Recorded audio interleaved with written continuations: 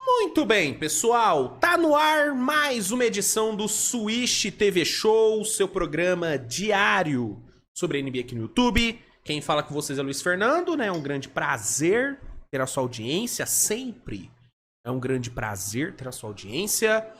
Vamos aqui para a edição de hoje, edição de quinta-feira, dia 13 de fevereiro. E bom, na edição de hoje, pessoal, eu vou basicamente comentar sobre os jogos de ontem. Né? Ontem a gente teve uma rodada com 15 jogos, uma rodada absolutamente cheia, jogo pra caramba pra comentar. Então, basicamente, o episódio de hoje vai se resumir aos comentários sobre a rodada. Tem uma notícia que eu acho interessante comentar, que é a notícia do retorno do Markelle Fultz. Markelle Fultz vai voltar a jogar na NBA depois de um tempão aí fora. Então é uma notícia que eu acho interessante comentar, mas tirando isso, o episódio vai ser só mesmo sobre os jogos de ontem, o que já deve render pelo menos aí uns 40 minutos, porque é jogo pra caramba, realmente é muito jogo. Então, não vou nem enrolar mais tanto aqui, só vou pedir pra você deixar o like, que é muito importante, se inscrever no canal se não for inscrito, compartilhar o conteúdo aí com seus amigos, né, que é sempre importante para difundir, né, aqui o nosso conteúdo. E vamos lá, vamos para a edição de hoje, roda a vinheta e vamos embora. Muito bem, então, pessoal, vamos iniciar o nosso resumo da rodada, comentando sobre o jogo que abriu a rodada dessa quarta-feira, que foi Boston Celtics e San Antonio Spurs, né? O Celtics recebeu o Spurs lá no TD Garden, sem Jaylen Brown. O Celtics estava desfalcado. Só que mesmo sem o Jaylen Brown, o Celtics venceu e venceu bem. É uma vitória muito dominante do Celtics, venceu por 116-103. O Celtics fez um jogo extremamente bem controlado, tirando ali o terceiro quarto, que foi onde o Spurs conseguiu ali ameaçar alguma coisa. Durante todo o restante do jogo, o Celtics foi bem superior. O primeiro quarto do Celtics foi uma coisa absurda.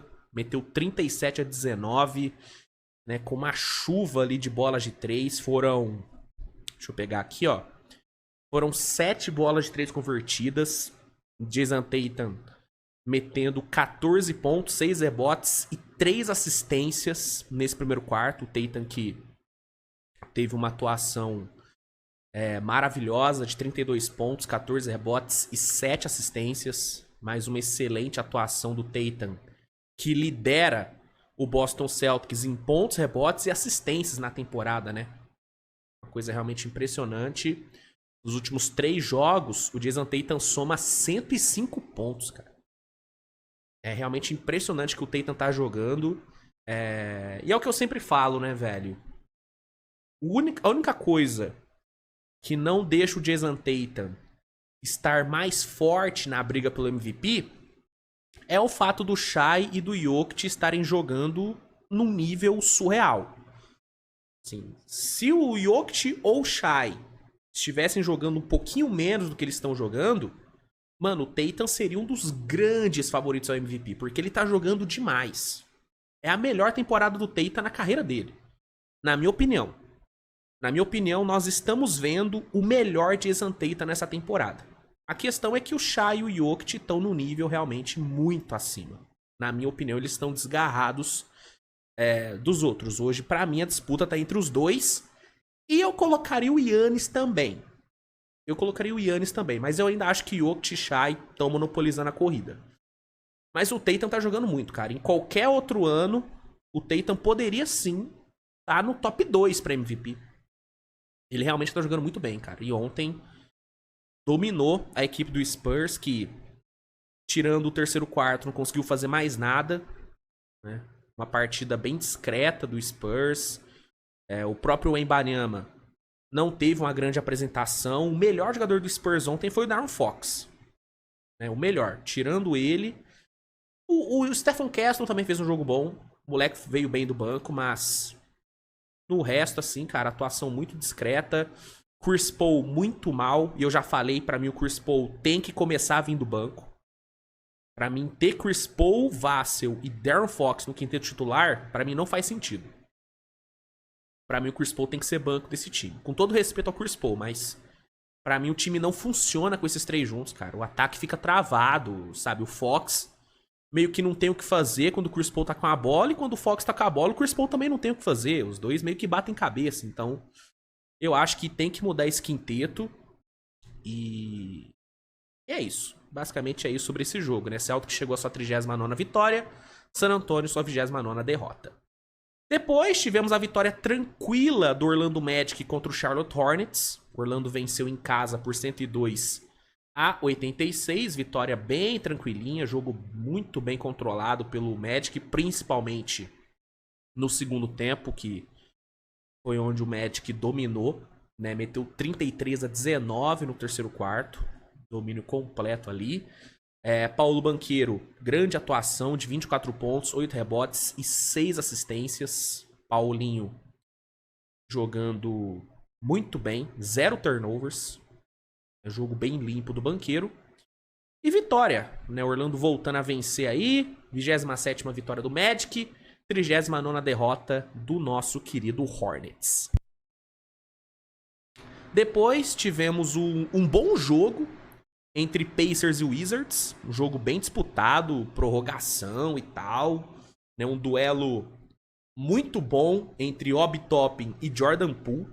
Né? Quem diria que numa quarta-feira nós teríamos esses dois protagonizando um belíssimo duelo. E no fim, venceu Indiana. Né? Fora de casa, o Indiana venceu na prorrogação por 134-130. Obi Toppin, grande nome aí do Pacers na partida. Terminou aí o jogo com 31 pontos, 10 rebotes e 6 bolas de 3. O Obi Toppin se tornou apenas o 8º jogador na história do Indiana Pacers a ter um jogo de pelo menos 30 pontos, 10 rebotes e 5 bolas de 3 convertidas. Então, uma atuação muito marcante aí na carreira do Obi Toppin, que eu tinha plena convicção de que seria trocado na trade deadline. Cara, eu tinha muita convicção de que ele ia ser trocado. Acabou não sendo, o Indiana manteve ele. E, né, ontem foi o grande responsável aí por essa vitória do Pacers. Pelo lado do Wizards, destaque total pro Jordan Poole, 42 pontos dele. Atuação muito boa do menino Piscina, que lidera a NBA em jogos de 40 pontos com derrota. Né? Ninguém teve mais atuações de 40 pontos e perdeu do que o Jordan Poole. Ninguém. É uma marca impressionante do nosso menino Piscina, que viu o Wizards alcançar a incrível marca de 45 derrotas na temporada. Que coisa linda, hein? Que coisa linda. O Wizards aí caminhando a passos largos para ser o primeiro time aí da temporada a chegar a 50 derrotas. Uma marca maravilhosa, né? E eu só fico pensando, cara, já pensou se termina a temporada, vai ali a loteria e o Wizards não fica com a pick 1? Cara, seria uma desgraça completa pro Washington Wizards, né, cara? O time fazer o que tá fazendo, tancar do jeito que tá tancando e não sair com a pick 1 ia ser muito frustrante. Ia ser muito frustrante. E tem chance, né? E tem chance disso acontecer. Tem chance de, por exemplo, o Toronto Raptors, que tá fazendo um tanque culposo, né? Quando não há intenção de tancar. Tem chance do Toronto ficar com a pick 1. Tem chance do Brooklyn Nets ficar com a pick 1. Né? Seria entretenimento, hein? Seria entretenimento o Wizards não ficar com a pick 1, mesmo fazendo, né, todo esse esforço aí pra ficar, né, com a primeira escolha e, consequentemente, com o Cooper Flag. Vamos ver o que a loteria nos reserva. Depois nós tivemos aí Sixers e Nets se enfrentando. Um duelo disputado lá no lindíssimo Barclays Center. Sempre falo que pra mim é o piso mais bonito da NBA. É o piso de quadra mais bonito. Adoro o piso do Barclays Center. E, por incrível que pareça, deu Brooklyn. Né? Brooklyn, que é outro time aí que tá tancando sem a intenção de tancar. Ontem o time conseguiu vencer o Sixers, que não teve nem Embiid e nem Maxey, mas teve o Paul George. Mas foi o mesmo que não ter, né? Porque o Paul George ontem entregou talvez o seu pior jogo da carreira. Né? Jogando quase 40 minutos, o Paul George terminou o jogo com 2 pontos, cara. 1 de 7 nos arremessos. Assim, na boa, cara, é revoltante, cara. É revoltante o basquete praticado pelo Paul George nessa temporada. Eu acho que se eu fosse torcedor dos Sixers, mano, eu ia estar muito revoltado. Muito revoltado. Porque é um cara que tá ganhando uma bala. É um cara que chegou com toda uma expectativa e tal, botando mó banca, né? Porque né, ele não aceitou o que o Clippers estava querendo pagar. Ele achou que ele estava super valorizado, né? E aí me chega no Sixers e me faz a sua pior temporada da vida, assim. É surreal, cara. É surreal. E eu entendo a questão das lesões e tudo. Mas, gente, não tem como, velho. Um cara do tamanho do Paul George, que ganha a grana que ele ganha, não dá pra entregar um jogo de 2 pontos contra o Brooklyn Nets. Não dá. Não dá. É inadmissível, mano. É inadmissível. E, sinceramente, mano, se eu sou o Sixers, eu já começo a cogitar a possibilidade de trocar o Paul George no off-season. De coração. Porque qual que é o indicativo de que ele vai voltar a jogar o que um dia ele já jogou? Se ele não tá jogando no Sixers todo esfacelado, onde era pra ele se destacar e tal, porque não é que ele tá tendo que dividir a bola, porque o Embiid quase não joga, né? Era pra ele estar assumindo esse time nos momentos sem o Embiid, só que ele não faz isso. Num jogo contra o Brooklyn Nets, com ele sendo o único foco do ataque dos Sixers, ele entregou esse jogo ridículo, então eu sinceramente, se sou o Sixers, já começo sim a planejar a troca do Paul George. Vai ser difícil arrumar alguém interessado, né? Porque com a grana que ele ganha, o histórico de lesão e essa temporada terrível que ele tá fazendo, vai ser complicado arrumar alguém disposto a se dispor de ativos por ele. Mas eu já começaria a cogitar isso, mano. Eu já falei, né? Eu já começaria a pensar em rebuild em Filadélfia. Já falei aqui que pra mim trocar Paul George, trocar Embiid e reconstruir ao redor do Maxey é uma opção muito válida, tá? Muito válida, porque sinceramente eu não acredito muito nesse Sixers não, mano. Todo respeito aí à torcida de Filadélfia, que é uma das torcidas mais apaixonadas aí, mas eu não acredito mais no projeto, mano. Não acredito mais no projeto. Eu cheguei a ficar hypado, cheguei a criar esperança, porque realmente as contratações que o Sixers fez no off-season foram excelentes. Pegar o Paul George era uma boa. Era uma boa, né? Apesar do preço alto, ele era um cara muito cobiçado, né? A renovação do Maxey foi muito boa. Chegada do Yabusele, contratação do Caleb Martin, que já foi embora, né? Mas na época era boa. Eric Gordon, sabe? Fez um bom draft. McCain e tal. Então, Adembona. Então, eu acreditei. Eu acreditei nesses Sixers. Só que a realidade, mano, é que é um time que não vai. Não vai. A gente tá em fevereiro. Chegando aí no final de fevereiro. E o Sixers tem 20 vitórias na temporada, gente. Porra. Tá entendendo? É surreal. Um time que muitos colocavam podendo brigar no topo da conferência. Eu, inclusive, achei que ia brigar no topo da conferência. É um time que talvez nem vá pra play-in nessa temporada. Tendo Nick Nurse no comando, né? Então, cara, é muito triste ver o que tá acontecendo em Filadélfia e é muito revoltante ver o que o Paul George não tá jogando. é revoltante, cara. Né? Ontem foi assim. Ontem foi pra acabar. Eu até vi uma postagem, não me lembro quem fez, mas comparando o jogo do Paul George com o jogo do Bronny.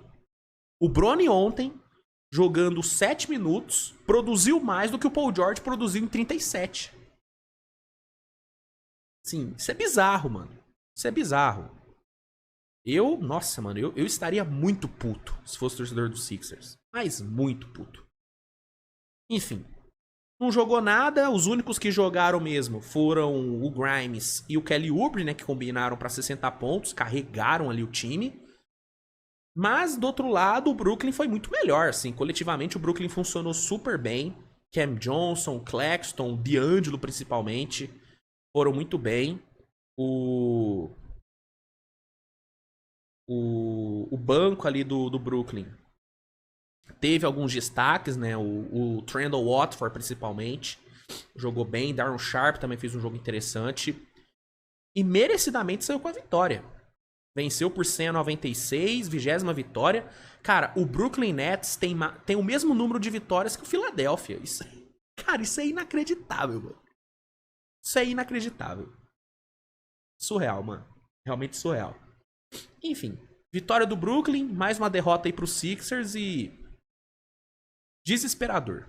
Desesperador a situação do nosso querido Philadelphia. Bizarro, mano. Realmente bizarro. Bom, na sequência tivemos acho que já dá pra gente chamar assim, né? O clássico entre Knicks e Atlanta. Eu acho que pela rivalidade que se construiu nos últimos anos, acho que já dá pra chamar esse duelo de clássico, né? Duelo disputado lá no Madison Square Garden. E de novo foi um jogão. De novo foi um jogão. De novo tivemos Trae Young, porra, destruindo no Garden, né? Jogou muito, 38 pontos, 19 assistências, jogando uma barbaridade. Só que do outro lado, teve a dupla Towns e Jalen Brunson num nível absurdo, né, cara? O Towns, mais uma atuação de 40 pontos, né? Ontem foram 44 pontos pro nosso querido Karl Anthony Towns, ele que se tornou o quarto jogador do Knicks com mais jogos de pelo menos 40 pontos e 10 rebotes. E o quinto a conseguir um back-to-back de 40 pontos. Lembrando que na rodada anterior ele já havia conseguido um jogo de 40 pontos. Então, Towns, de novo, jogando muito, de novo se provando um dos melhores pivôs dessa temporada. E pra mim, indiscutivelmente, o melhor pivô do leste. Acho que nem cabe discussão em relação a isso. E o Brunson, cara, 36 pontos, velho. Né, o quarto jogador do Knicks com mais jogos de 35 pontos na história. Sendo muito importante. O primeiro tempo dos dois, né? Cara, os dois no primeiro tempo combinaram pra 44 pontos. Cara, assim... surreal que eles jogaram. Atlanta, na base ali do Trae Young, conseguiu fazer um bom jogo, principalmente no segundo tempo. Né? O segundo tempo de Atlanta foi bem bom.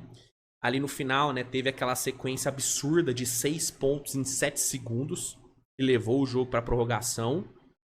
Mas no fim, brilhou a estrela de Towns, brilhou a estrela do Brunson e brilhou a estrela do Knicks. Né? Jogando em casa, o Knicks saiu com a sua 36ª vitória, 149-148. 19ª vitória em casa. E em contrapartida, a Atlanta sofreu sua 29ª derrota, a 17ª como visitante. Mas foi jogão, mano. Puta jogo. Puta jogo. Entretenimento purinho aqui, mano. Quem viu esse jogo, com certeza não se arrependeu. Com certeza não se arrependeu. Seguindo, tivemos o Cavaliers vencendo de forma protocolar o Toronto Raptors, né, jogando lá no Canadá. Cavaliers venceu por 131-108, vitória realmente bem tranquilinha mesmo, sem muito susto, sem muito desenrolo, né? Jogo muito coletivo do Cavaliers, né? Tendo ali o Garland com 15 pontos e 8 assistências, Jarrett Allen 13 pontos e 10 rebotes. Donovan Mitchell, 21 pontos. Evan Mobley, 12 pontos e 15 rebotes. É um jogo muito bem controlado por parte de Cleveland. 7ª vitória nos últimos 10 jogos. 18ª fora de casa. 28ª vitória contra times do leste. Realmente uma temporada maravilhosa do Sr. Cavaliers. Chegou à marca de 44 vitórias. E Toronto, mesmo tendo ali um RJ Barrett jogando muito bem, sofreu sua 38ª derrota e foi realmente amassado, né? O Toronto tomou 41-17 no primeiro quarto. Aí fica realmente bem complicado, né? Bem complicado. Depois tivemos aí mais um embate entre Pistons e Bulls, né? Os dois que já haviam se enfrentado na rodada anterior, se não me engano, né? Onde Detroit havia ganhado. Ontem teve a revanche, de novo no United Center, e de novo deu Detroit. Detroit venceu de novo o Chicago Bulls, dessa vez por 128-110. Mais um jogo muito bom ali do nosso querido Cade Cunningham. 29 pontos, 7 assistências. Atuação maravilhosa. Alsar Thompson, 19 pontos, 7 assistências, pegando aí tração na temporada. Jalen Duren com mais um duplo-duplo, 16 pontos, 14 rebotes, jogando muito bem. E mais uma vitória, né, cara? Mais uma vitória de Detroit. Detroit vai aí pra pausa do All-Star com 3 vitórias seguidas e com 29 na temporada. Uma marca muito boa, fazia anos e anos, né, que Detroit não ia pra uma parada pro All-Star tão bem posicionado, né? Muito legal ver Detroit tendo essa temporada de virada de chave. Acho que dá pra gente falar assim. E grande resultado, cara. Grande resultado. Já Chicago, mais uma derrota. Chicago aí, né, que está oficialmente fechado com o tanque, né? Fechado aí com o rebuild. Sofreu mais uma derrota e vai aí pra pausa do All-Star com 33 derrotas na conta e 19 em casa. Né? Chicago, tranquilamente, um dos piores mandantes da NBA. Né? Surreal como os caras não protegem a sua casa. Não protege a casa. Depois tivemos o duelo entre Bucks e Minnesota. Um duelo onde Minnesota era muito favorito, né? Jogava em casa e tal. Com Anthony Edwards, com Rudy Gobert, né, a galera ali à disposição. E pegou um Bucks sem Lillard e sem Giannis. Ou seja, era um jogo muito tranquilo para Minnesota. Só que estamos falando do Minnesota de 2025 e não Minnesota de 2024, que era um time muito confiável. Minnesota de 2025 é zero confiável e ontem foi o que a gente viu. Um time muito oscilante, né? E fez um primeiro quarto ruim, depois fez um bom segundo quarto e no segundo tempo não conseguiu se impor em nenhum momento, né? Mesmo tendo a vantagem de jogar em casa, mesmo tendo a vantagem de talento mesmo à disposição, Minnesota não se impôs. E o Bucks, sem Giannis, sem Lillard e tendo um time titular liderado por Kyle Kuzma, conseguiu vencer. Venceu por 103-101. 29ª vitória do Bucks na temporada, 11ª como visitante. Kyle Kuzma, 19 pontos e 13 rebotes, melhor jogo dele com a camisa do Bucks. Vale o destaque também pro Gary Trent, né, que meteu seus 21 pontos vindo do banco.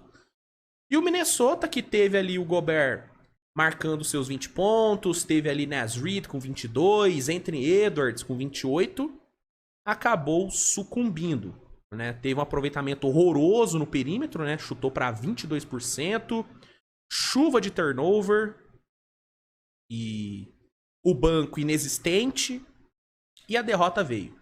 A derrota veio, Minnesota sofre sua 25ª derrota e Milwaukee consegue aí sua 29ª vitória. Seguindo aqui o nosso resumo da rodada, tivemos a vitória de Sacramento em cima do Pelicans por 119-111. Sacramento teve ali o Zach LaVine entregando mais um jogo bem bom, né? LaVine cada vez aí mais adaptado a Sacramento, né, cara? Conseguiu aí 23 pontos no jogo de ontem. Terceiro jogo dele seguido aí, marcando pelo menos 20 pontos. Uma marca importante. Keon Ellis também teve uma participação muito boa na vitória, sendo muito importante pro resultado. Saiu com 27 pontos e uma ótima entrega defensiva. Foi bem importante também pro jogo. E do outro lado, né, o Pelicans teve ali um Zion metendo 33 pontos, jogando demais, só que acabou não sendo suficiente para evitar a sua 42ª derrota e para evitar a 28ª vitória do Kingão da Massa. Próximo jogo, Miami Heat e Oklahoma City Thunder, né? Jogo disputado lá no Paycon Center, lá em Oklahoma. Jogo difícil pro Thunder, viu? Jogo bem difícil. O Thunder, até ali o terceiro quarto, não vinha fazendo um grande jogo, né? Miami, inclusive, foi bem melhor no primeiro tempo. Bem melhor, defesa encaixadinha, ataque fluindo muito bem ali, né? Com o comando do Adebayo. Então, vinha sendo um jogo bem complicado. Só que aí, velho, no quarto período, o Thunder simplesmente... Sim. Simplesmente acabou com o Miami Heat. Essa é a grande verdade. Né? A defesa do Thunder, que é a melhor defesa da NBA nessa temporada, provou no quarto período o porquê que é a melhor defesa. Né? O Thunder conseguiu colocar no último quarto, gente, uma run de 21-0. Exatamente, 21-0 no quarto período. O Thunder terminou o quarto período sofrendo só 8 pontos. O Thunder meteu 32-8 na parcial. Sim, isso é simplesmente bizarro, assim. É bizarro, assim. É um nível de qualidade defensiva que a gente não vê todos os dias, tá? A gente não vê todos os dias uma defesa que consegue executar nesse nível.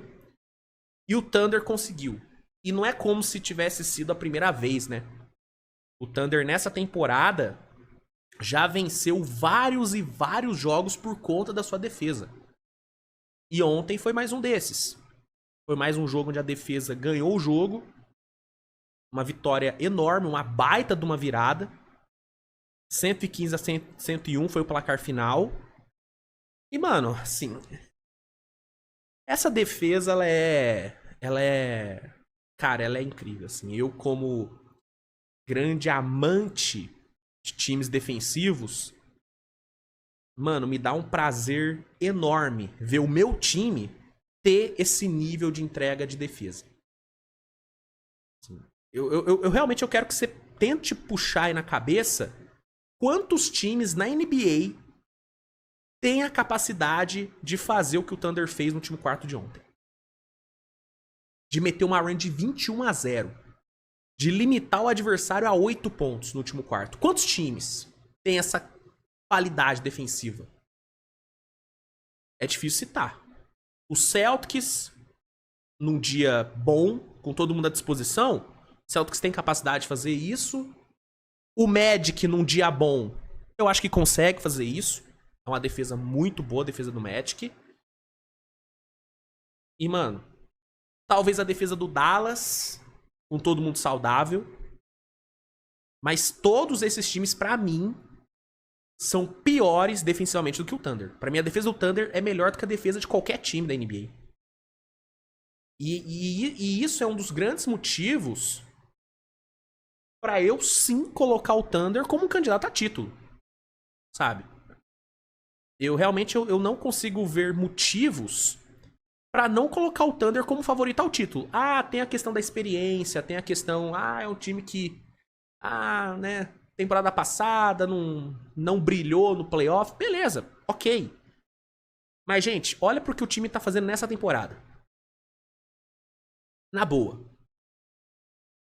Você não colocar um time com 44 vitórias na regular, com a melhor defesa da liga, e com um candidato a MVP, você não colocar um time desse como candidato a título, mano, é loucura. Você vai colocar quem, então? né? Então, pela defesa e por várias outras coisas, incluindo o Shai, que de novo foi brilhante, 32 pontos, 9 assistências, mais uma atuação enorme do Shai. Por conta disso e várias outras coisas, que eu vejo o Thunder sim podendo sonhar com o título. Vai ganhar? Cara, não sei. Não sei. Tem muito time bom, tem muito candidato aí. Denver tá em ascensão, o Celtics a gente sabe a qualidade que tem. Tem Cleveland, né? Tem aí agora o Lakers com o Luka, o próprio Dallas, enfim, tem muito time bom, né? Mas pra mim o Thunder tá no bolo. Pra mim o Thunder tá no bolo. E a vitória de ontem foi espetacular. Foi realmente espetacular. Puta resultado, 44 vitórias na temporada, apenas 3 derrotas em casa, que é impressionante. E, mano, esse quarto período foi algo... Foi brilhante, mano. Foi realmente brilhante. Coisa linda. Coisa linda. Enfim, baita jogo, baita resultado pro gigante do trovão.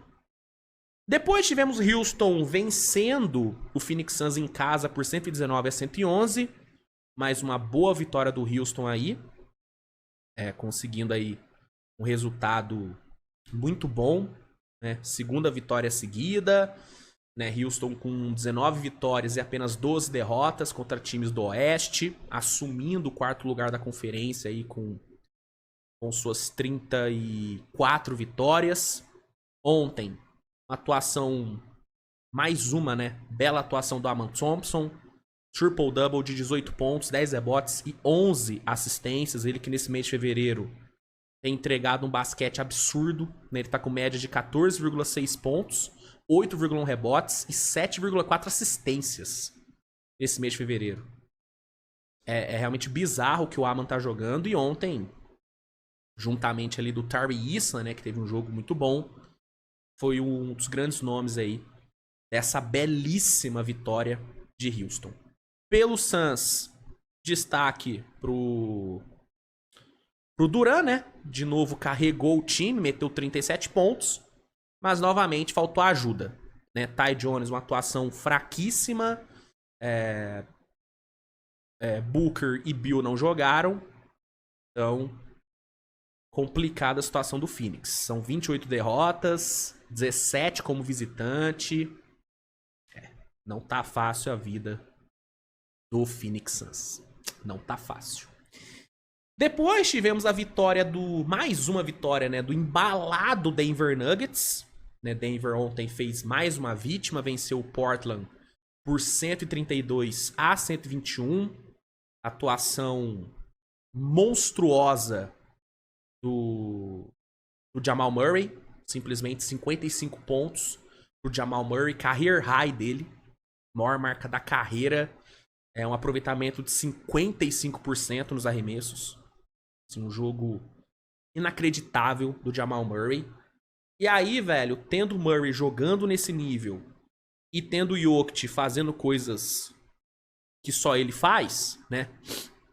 Triple-double de 26 pontos, 15 rebotes e 10 assistências, não teve jeito. Denver venceu e venceu bem. 132-121 foi o placar. 36ª vitória do Denver Nuggets. Simplesmente a 8ª vitória seguida de Denver. 8 vitórias seguidas. E é o que eu venho falando, mano. Não tirem o Denver da conversa de título. Ah, mas não é tão forte como era em 23. Beleza.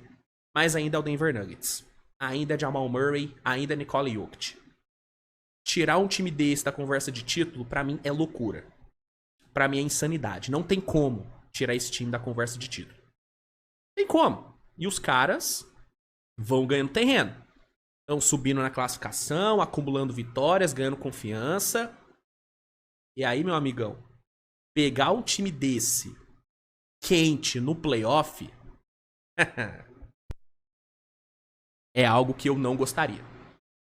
É algo que eu não gostaria.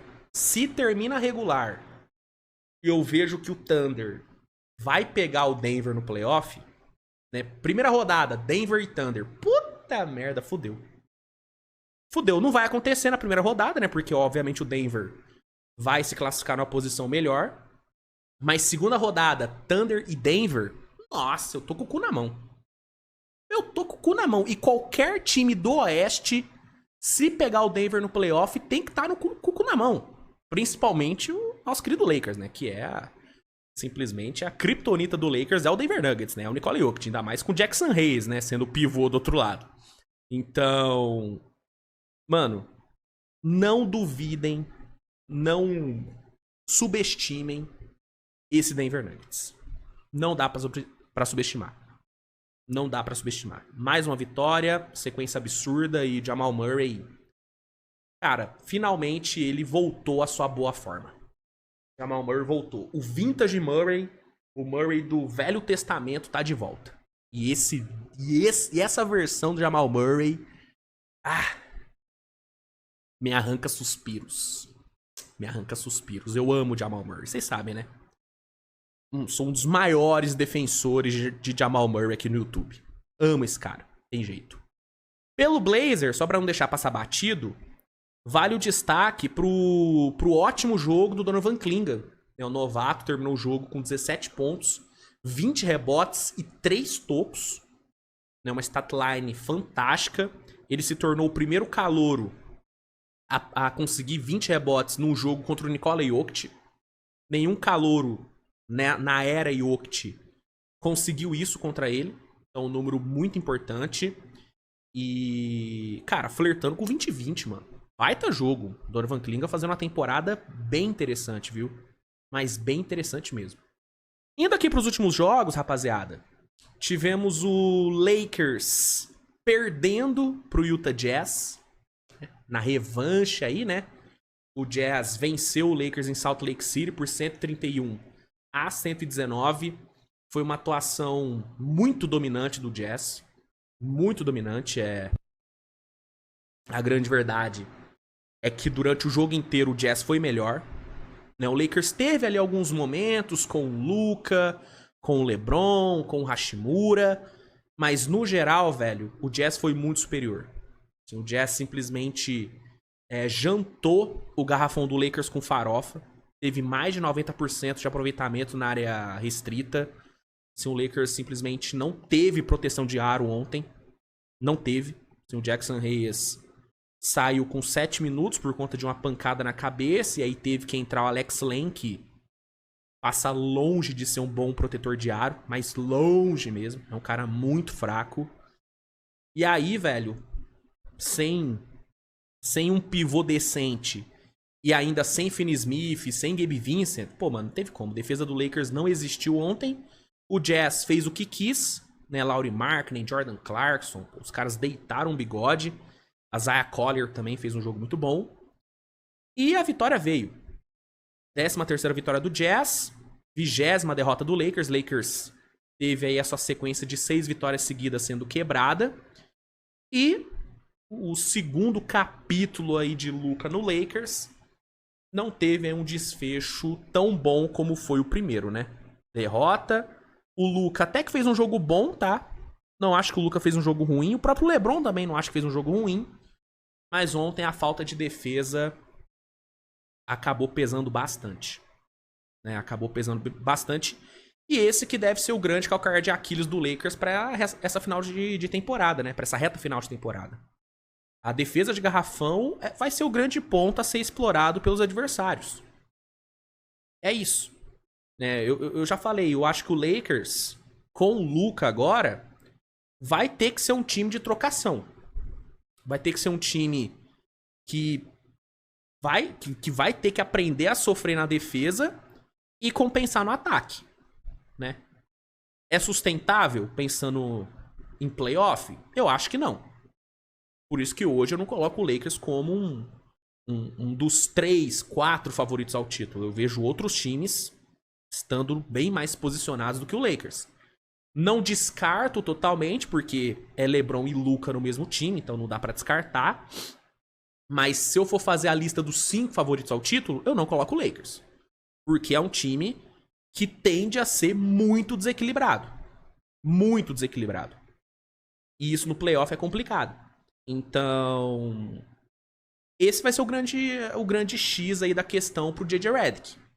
É conseguir fazer esse ataque ser tão produtivo que vai compensar a falta de defesa. Vai tomar 120 pontos no jogo? Vai tomar 50 pontos no garrafão? Beleza. Vai ter que fazer 130 no ataque, vai ter que, né, chover bolas de 3. E eu acho que o Lakers tem capacidade de fazer isso, tá?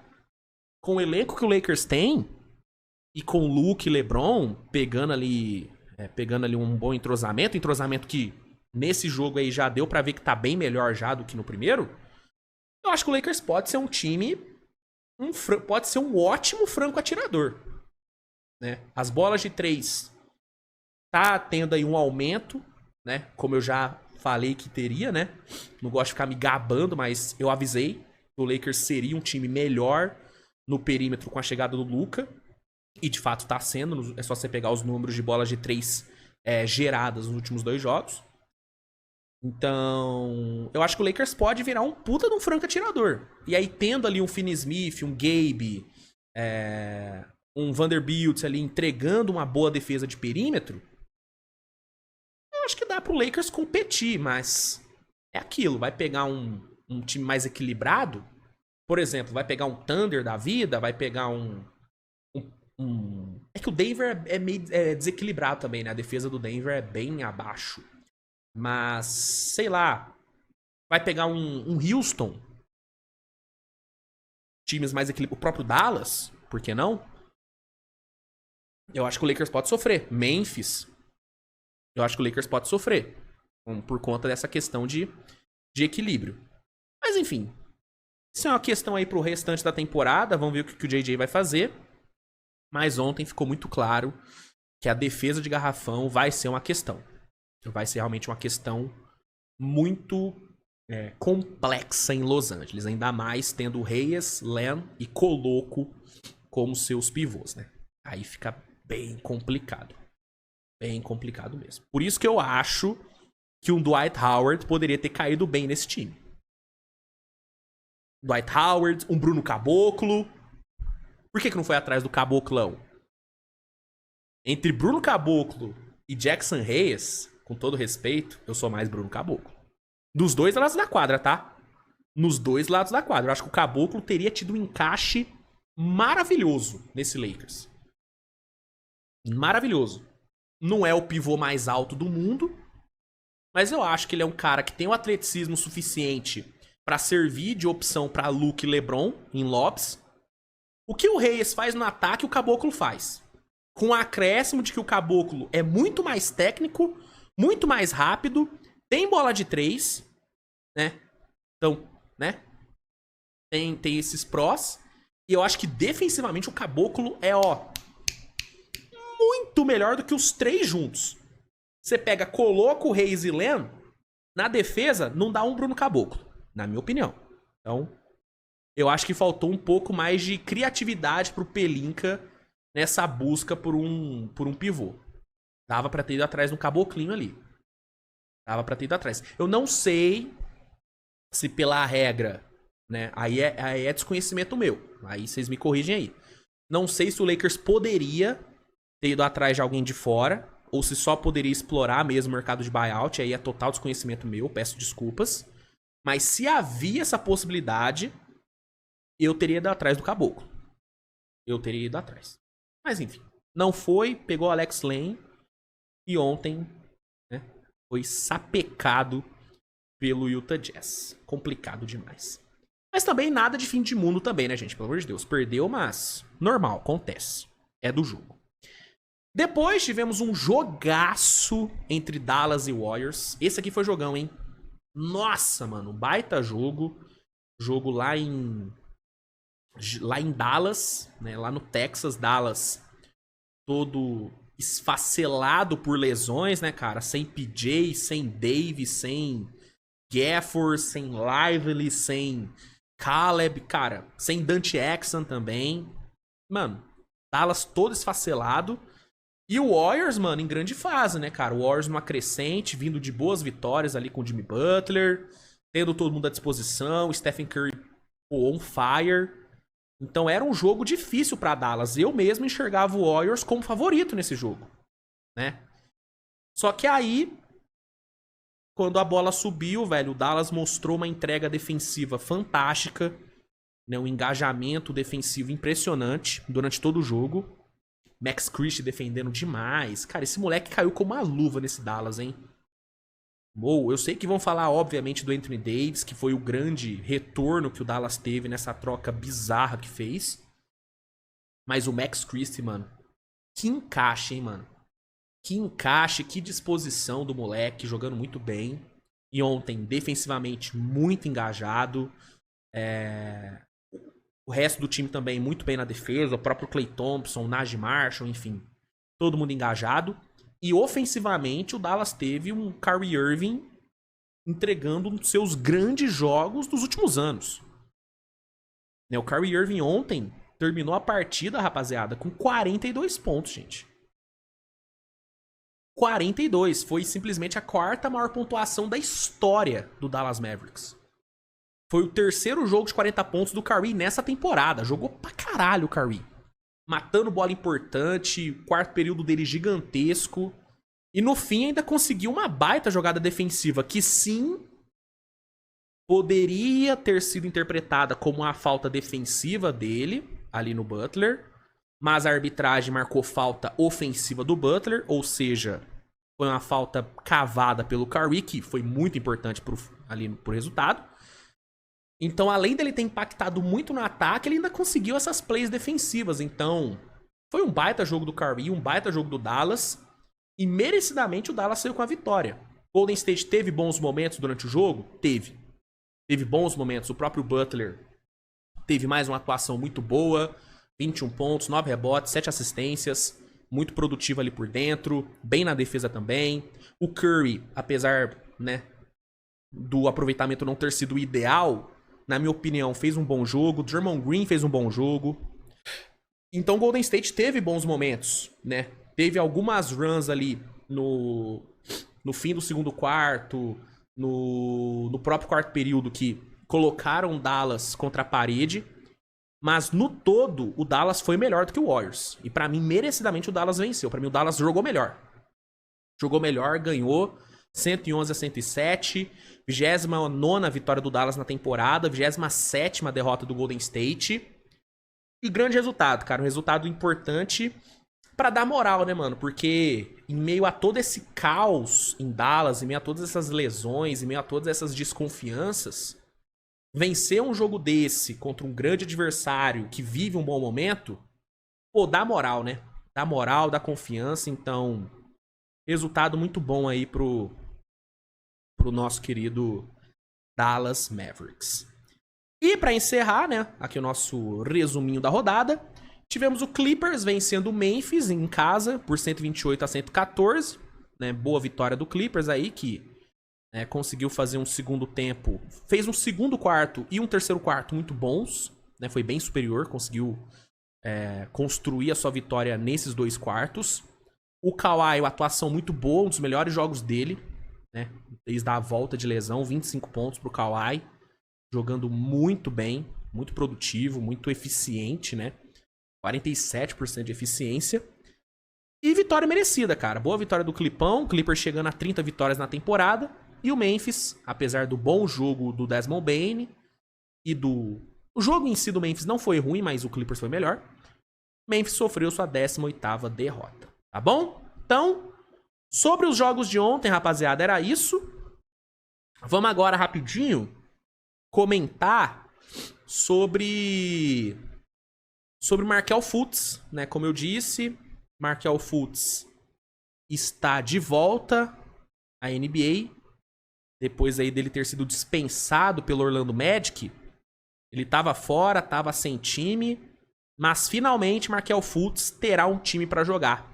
E vai ser o Sacramento Kings, né? O Shams Charania soltou ontem informação no meio da rodada, né? Que o Fultz será jogador do Kings. Foi contratado, assinou um contrato aparentemente até o fim da temporada. É um cara que eu acho que pode sim agregar bastante nesse time do Kings. Eu gosto muito do Markelle Fultz e torço muito por ele, então eu tendo a ter uma visão mais positiva sobre o Fultz. Mas eu realmente acho que ele pode agregar bastante, cara. A defesa que ele entrega, o bom trabalho dele em situações de transição, é um cara que por dentro é muito produtivo, é um bom slasher, né? Um cara que tem um drive muito bom. Eu acho que ele pode ajudar bastante, ali vindo do banco, rodando ali com o Malik Monk, que eu gosto, cara. Eu realmente gosto da ideia do Fultz. A parte defensiva dele, realmente, eu acho que pode ser bem, bem legal pra esse time do Kings, que precisa de defesa, né? Então, eu gosto, cara. Acho uma boa contratação, acho uma boa aposta. Me surpreendeu muito ter demorado tanto pra algum time ter ido atrás do Fultz. Ele é um cara que eu já teria ido atrás na off-season, né? Então, fico feliz por ele finalmente ter um time. E tô esperançoso, cara. Eu realmente acho que em Sacramento ele pode dar certo. Assim como ele deu certo em Orlando, né? Eu até achei esquisito o Magic não ter ficado com ele.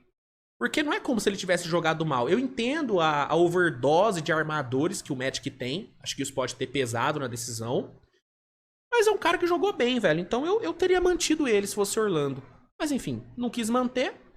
Deixou ele no mercado.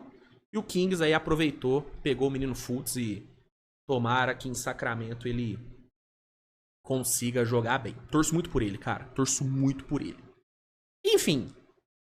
Pro programa de hoje é isso, tá, gente? Peço desculpas pela demora na postagem, mas aqui hoje eu tive muita coisa pra fazer de manhã e acabei me enrolando muito nas gravações, então peço perdão. Mas antes tarde do que nunca, né? Tá aí no ar, então... Então, lamba os beijos. Tô brincando, obviamente. Mas tá aí, espero que você tenha gostado. Se gostou, deixa o like, se inscreve no canal, compartilha o conteúdo com seus amigos. A gente se vê mais tarde com mais conteúdo, tá? Por isso que é importante se inscrever no canal pra não perder nada. E é isso, gente. Tamo junto, grande abraço, beijo no coração de vocês e até a próxima. Tchau.